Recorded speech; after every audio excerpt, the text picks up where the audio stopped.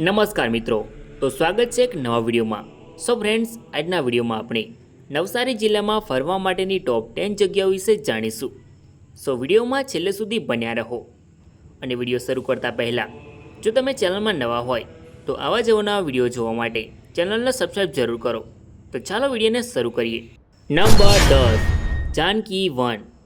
મિત્રો, જાનકી વન નવસારી જિલ્લાના વાંસદા તાલુકામાં આવેલ ભીનાર ગામમાં સ્થિત છે.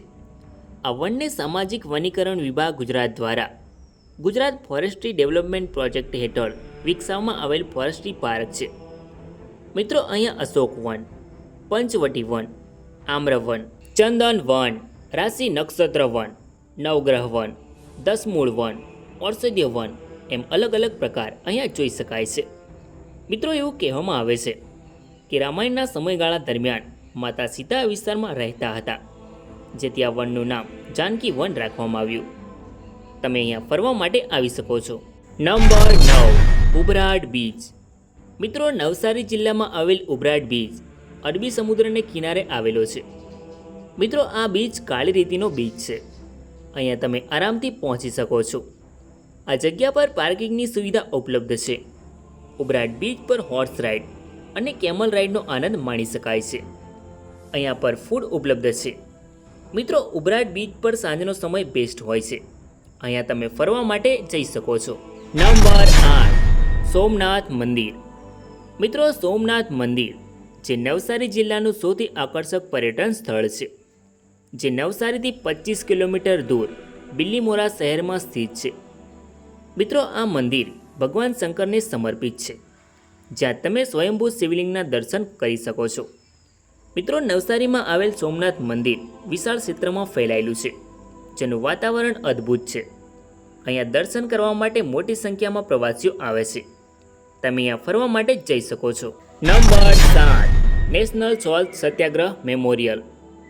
મિત્રો, આ જગ્યાને દાંડી સ્મારક તરીકે નવસારી જિલ્લાના દાંડીમાં એક પ્રાયોગિક પ્રવાસ તરીકે ડિઝાઇન કરવામાં આવ્યું છે, જે મહાત્મા ગાંધીજીની 1930ની દાંડી કૂચની ભાવના અને ઉર્જાને ફરીથી યાદ અપાવે છે.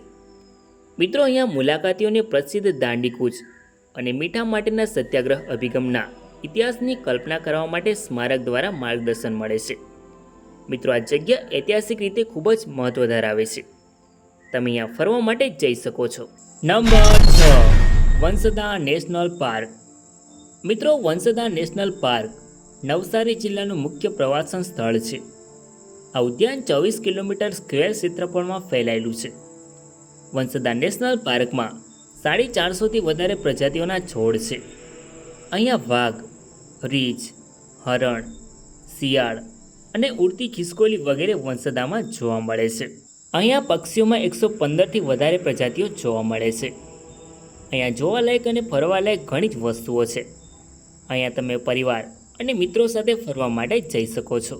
નંબર 5, દંડકવન આશ્રમ વંસદા. મિત્રો, નવસારી જિલ્લામાં આવેલ દંડકવન આશ્રમ મુખ્ય પ્રવાસન સ્થળોમાંથી એક છે. અહીંયા ભાગદોડ ભરી જિંદગીથી મનને શાંતિ અપાવવા માટે આ આશ્રમની મુલાકાત લેવી જોઈએ. મિત્રો, દંડકવન આશ્રમ ગાઢ જંગલોમાં કુદરતી સૌંદર્યથી ઘેરાયેલો છે. અહીંયા યોગની દિવ્ય કળા શીખી શકાય છે. અહીંયા એક સુંદર મંદિર છે અને સાથે જ રહેવા અને ભોજનની વ્યવસ્થા ઉપલબ્ધ છે. તમે અહીંયા ફરવા માટે જઈ શકો છો. નંબર 4, BAPS સ્વામિનારાયણ મંદિર. મિત્રો, નવસારી જિલ્લામાં આવેલ સ્વામિનારાયણ મંદિર પ્રખ્યાત પ્રવાસન સ્થળ છે. મિત્રો, આ મંદિર સંપૂર્ણ પથ્થરોથી બનાવેલ હોવાથી તેનો નજારો મનમોહક બની જાય છે. આ મંદિરની આસપાસ મનમોહક બગીચાઓ પણ છે, જ્યાં શાંતિનો અહેસાસ થાય છે. અહીંયા ભગવાન સ્વામિનારાયણના દર્શન કરવાનો લાહો લઈ શકાય છે. અહીંયા મોટી સંખ્યામાં પ્રવાસીઓ અને શ્રદ્ધાળુઓ દર્શન કરવા માટે આવે છે. તમે અહીંયા ફરવા માટે જઈ શકો છો. નંબર 3, ઉનાઈ માતા મંદિર. મિત્રો, ઉનાઈ માતા મંદિર નવસારીમાં ફરવાલાયક એક આકર્ષણ છે, જે તેના સમૃદ્ધ સાંસ્કૃતિક વારસા માટે પ્રખ્યાત છે. આ મંદિરમાં ઉનાઈ માતા બિરાજમાન છે. આ પ્રાચીન મંદિર સ્થાનિકો અને પ્રવાસીઓ માટે એક સરખું મહત્વ ધરાવે છે, જે તેને નવસારીનું ટોચનું પર્યટન સ્થળ બનાવે છે. અહીંયા શાંત વાતાવરણની સાથે ઉનાઈ માતાના દર્શનનો લાવો લઈ શકાય છે. અહીંયા હજારોની સંખ્યામાં ભક્તો અને પ્રવાસીઓ દર્શન કરવા માટે આવે છે. તમે અહીંયા ફરવા માટે જઈ શકો છો. નંબર 2, અંધેશ્વર મહાદેવ મંદિર.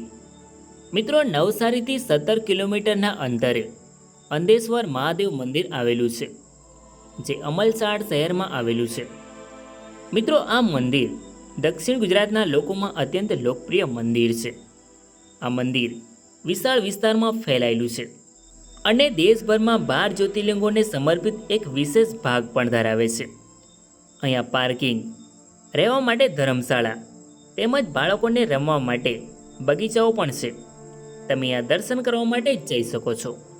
Number 1, Dandi beach. મિત્રો, નવસારી મુખ્ય શહેરથી 18 કિલોમીટર દૂર દાંડી નામનો ઐતિહાસિક રીતે લોકપ્રિય બીચ છે.